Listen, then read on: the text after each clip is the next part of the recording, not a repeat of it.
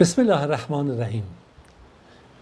خب اگه بیاد داشته باشید ما جلسه قبل داستان ابو عبیده ابن جراح امین امت پیامبر صلی الله علیه و سلم رو قسمتی رو نقل کردیم و اون آزمایش سنگینی که در میدان جنگ بدر ایشون درش قرار گرفت تا جایی که آیات الهی در شأن و منزلت ایشون نازل شد، اونچه که بر اساس قول بسیاری از مفسرین و ابن حجر هست. اما واقعا این چیز عجیبی نیست که ابو عبیده باید امین امت پیامبر باشه به خاطر ایمانش، خیرخواهیش، و گفتیم ایشون انسان بسیار با حیا و با شرم و با وقاری بود که از قول عبدالله بن عمر رضی الله عنه نقل کردیم، گفت 3 نفر در امت پیامبر این چنین بودن که هیچ کس اینا رو تکذیب نمی‌کرد: ابوبکر و عثمان و ابو عبیده ابن جراح. و هر کسی دوست داشت که واقعا در یک چه موقعیت هایی قرار بگیره. گاهی ابو عبیده قرار گرفت. داستانی نقل میکنم براتون خیلی شاید جالب باشه. محمد بن جعفر نقل میکنه که یک هیئتی از نصارا اومدن پیش پیامبر خدا صلی الله علیه و سلم برای یک امری. یا کنید یک اتفاقی برای ابو عبیده رخ داده که هر کی دوست داشت جای اون باشه، حتی برترین افراد صحابه. گفتن یا ابوالقاسم، یه نفر از یاران خودت رو برای ما بفرست که تو اون رو راضی هستی ازش تا بین ما حکم بکنه در مورد اموالی که ما دچار اختلاف شدیم، و چرا که ما شما مسلمانان رو راضی هستیم به اخلاق شما، به رفتار شما، به حسن صداقت شما. رسول خدا صلی الله علیه و سلم رو به اونها کرد، گفت که شبانگاه بیایید پیش من برای شما یک فردی امین، قوی، توانمند رو میفرستم که همراه بشه. عمر رضی الله عنه نقل میکنه که میگه من خودم رو سریع ظهر به نماز رسوندم و هیچ وقت من امارت و رهبری یا این چیزها رو دوست نداشتم مگر در چنین لحظه‌ای. گفتم یک کاش که این صفتی رو که پیامبر گفت شامل حال من میشه. میگه بالاخره ما پیامبر خدا صلی الله علیه و سلم نماز ظهر رو خونده بودیم و پیامبر به چپ و راست خودش نگاه میکرد و منم هی خودم رو میچرخوندم به اون سمتی که پیامبر میچرخید شاید چشمش به من بیفته. و همچنان پیامبر میگه اینور بین ما نگاه کرد یه دفعه چشمش به ابو عبیده ابن جراح افتاد و ابو عبیده گفت ابو عبیده بیا تو با این گروه همراه بشو و برو اختلافات اینها رو حل بکن. و ابو عبیده هم میگه با اونها رفت. بله، این جاست که همین لقب امین بودن، لقب قوی بودنی که پیامبر خدا به ابو عبیده میده، این همین کافی قوت امانت و توانمندی که در بسیاری از موارد ما در مورد ابو عبیده میبینیم. داستان دیگری رو میخوام از ابو عبیده با هم نگاه بکنیم. مثلا پیامبر خدا صلی الله علیه و سلم ایشون رو برای یکی از سرایا میفرسته که در ارتباط با یک کاروانی از قریش هست. ابو عبیده رو امیر این کار میکنه و یک حصیر خرما هم به اونها میده. مسیرم طولانی، سخت، طاقت فرسا و اینا دیگه هیچی دیگه نداشتن دیگه به عنوان توشه و آذوقه دیگه. و ابو عبیده طوری اینجا داشت رهبری و مدیریت میکنه این سریه رو که به هر یکی از این یاران خودش روزی یه دونه خرما میداده که فقط اینا این خرما رو میمکیدند و با آب میخوردن تا روز رو به شب برسونن. و این چنین اینها در این سریه همراهی کردن و با استقامت عمل کردن. داستان دیگه ای رو میگم براتون، خیلی شاید جالب باشه. در روز غزوه احد داستان خیلی عجیبی هست. داستانی که چگونه مشرکین نیروهای خودشون جمع کردن، توانمندان خودشون و جنگاورانی رو از قبایل و از اطراف و از بین بردگان خودشون آوردن برای اینکه بتونن به مسلمانان ضربه بزنن. و تقدیر این گونه شد مسلمانان در اون کوه احد، در اون قسمتی که تنگه‌ای که بود، تخلف کردن.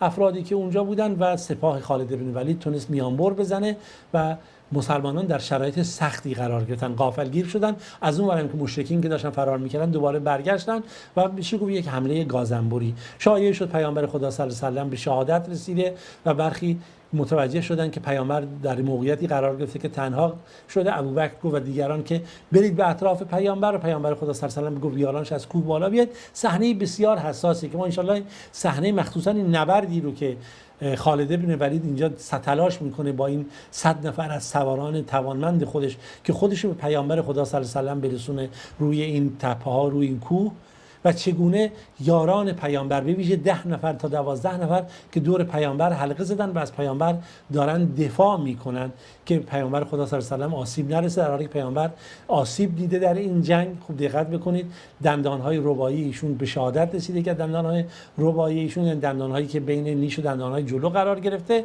و حلقه های زره در پیشونی ایشون فرو رفته و خب ایشون مجروح شده و شرایط حساسه و یاران دارن از پیامبر دفاع میکنن. نصیبه مازنیه، طلحه و زبیر، اصلا خیلی صحنه عجیبیه و برخی از یاران، یکی از اون تعدادی که افرادی که کنار پیامبر وایساده و سینه خودش رو سپر نیزه های دشمن کرده در اون لحظات حساس، که ابو عبیده ابن جراح هست. بالاخره این جنگ با شکست مسلمانان به پایان رسید. هرچند که میگم این تصاویری که بشه در فیلم ها نشون میدن شاید واقعیت نداشته باشه. واقعیت اینه که با وجود این شکست بازم تعدادی از مسلمانان میرن به تعقیب مشرکین، ولی اونا خوشحال بودن که ما پیروز شدیم. اونا می‌خواستن نشون بدن نه، ما هنوز شکست نخوردیم با این اتفاقاتی که افتاده. بالاخره در چنین شرایطی حضرت ابوبکر صدیق میره که این حلقه های زره رو از پیشانی پیامبر بیرون بیاره و جنت گونه های پیامبر بتونه اینا رو بکشه بیرون. ابو عبیده میگه تو رو قسم به خدا میدم که اینو به حال من بذار، من میترسم که خدای نکرده پیامبر صلی الله علیه و آله درد بکشن از این کار، این باید با قدرت کشیده بشه، یواش یواش نمیشه. ایشون میره یکی از این حلقه ها رو با دندان های خودش میگیره و میکشه، در حالی که حلقه رو با شدت میاره بیرون، یکی از این دندان های جلوش میفته و باز حلقه دیگر هم به همین صورت میگیره با دندان های خودش و میکشه بیرون، دندان دیگرش میفته، به عبارت دندان های جلو، که این دیگه ضرب المثلی بود در بین عرب، کسی که دو تا دندون شده میگفتن حتمه یا احتمه. و اینجاست که ابوبکر صدیق میگفته به ابو عبیده که تو زیباترین انسانی هستی که دو تا دندون جلوش افتاده. و این نشان دهنده محبت یاران رسول الله صلی الله علیه و سلم و اوج ارتباط ایشون که حاضرن خودشون رو فدای رسول خدا بکنن، به ویژه شخصی مثل ابو عبیده ابن جراح و داستان ایشون رو هم که در جنگ بدر شنیدیم. برای در همه جنگ هایشون همراه پیامبر بودن تا اینکه وفات پیامبر خدا صلی الله علیه و سلم فرا رسید. اما یکی از مهمترین نقش های ویژه ایشون برای حفظ امت محمد صلی الله علیه و سلم نقش ایشون در سقیفه بنی ساعده است. وقتی در سقیفه بنی ساعده ابوبکر و عمر اینها اونجا بودن که بالاخره پیامبر فوت کرده بود قبل از سقیفه، اینها بیرون بودن و ابوبکر کنار جنازه پیامبر بودن با علی و سایرین، که دیگه شرایط این بود که پیامبر رو دفن بکنن، چه بکنن چه نکنن. یاران می اومدن نماز میخوندن، بالاخره هر کسی اشک میکرد و اون حالت خاص خودش رو داشت. خبر آوردن که بیایم، و عمر که در سقیفه انصار جمع شدن و عبادت بن ثابت میخواد که اونجا امیر مسلمانان بشه، اینا گفتن که حق ما هست و داشت یه فتنه بین مسلمانان شکل میگرفت. عمر کسی رو فرستاد پیش ابوبکر. ابوبکر گفت چیه؟ گفت شرایط خیلی حساسی، بیام بریم. ابوبکر ابو عبیده ابن جراح اینها رفتن برای اون سقیفه ببینن داستان چیه و بالاخره گفتگو کردن. گفتن خب ما بعد یکی رو تعیین بکنیم. پیامبر که خب کسی رو تعیین نکرده. گفتگوها اونجا صورت گرفت. اینا گفتن خب اینجوری که نمیشه، بالاخره پیامبر خدا صلی الله علیه و آله اگه مکه رو رها کرد اومد اینجا، سبقه شما هست و گفتگوها بود دیگه.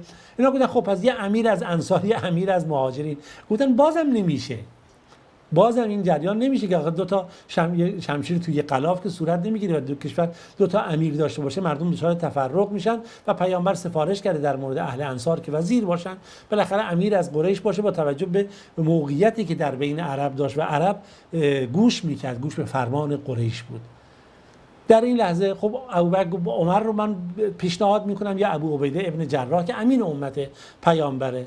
ابو عبیده دیگه در این لحظه گفت نه دیگه نمیشه، دست ابوبکر بلند کرد گفت ما به کسی باید بیعت کنیم که هم مورد اعتماد مسلمانان است، هم سابقه اسلامش بالاتره و همین که پیامبر در دوران بیماری این رو جایگزین چیز نماز خودش کرده که نماز داده و از طرفی این حتی امانت‌های خودش و کارهای خودش رو بعد از وفات خودش به ابوبکر سپرده. اینجا بود که این نقش و نگاه ابو عبیده ابن جراح در این جریان و این ذکاوت و حکمت ایشون سبب شد که امت از هم نپاشه و ابوبکر صدیق به عنوان جانشین پیامبر خدا صلی الله علیه و سلم انتخاب بشه که و لحظه بسیار حساسی هست و این نقش ابو عبیده رو می‌بینیم. در ضمن ابوبکر رضی الله عنه از ابو عبیده در مسیر دفاع از اسلام تا تونست استفاده کنه، به خاطر اینکه میدونست نقش اون و فداکاری های اون چگونه هست و ابو عبیده هیچ نافرمانی نمیکرد تا اینکه ابو عبیده رو برای فتح سرزمین شام به همراه سپاهی به اون سرزمین فرستاد و 3-4 تن دیگه از یاران سرشناس پیامبر هم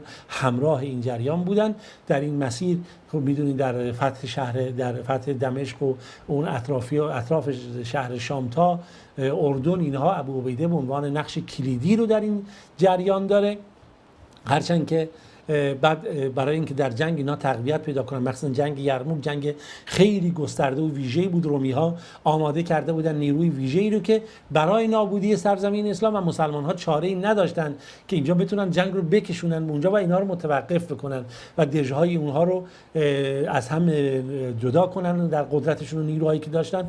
ابوبکر وقتی خبر رو فهمید که امپراتور روم نیروی گسترده‌ای رو فرستاده برای سرکوب ابو عبیده ابن جراح و سایر مسلمانان و قصد حمله گسترده داره که همونجوری در زمان پیامبر داشت، اینجا دیگه به خالد دستور داد که از سمت سرزمین عراق که در اون فتوحات هیرو اینا بود با سپاهی به سمت سرزمین شام بره و گفت خالد وقتی رسید فرمانده خالد باشه که تا بتونه این رهبری بکنیم.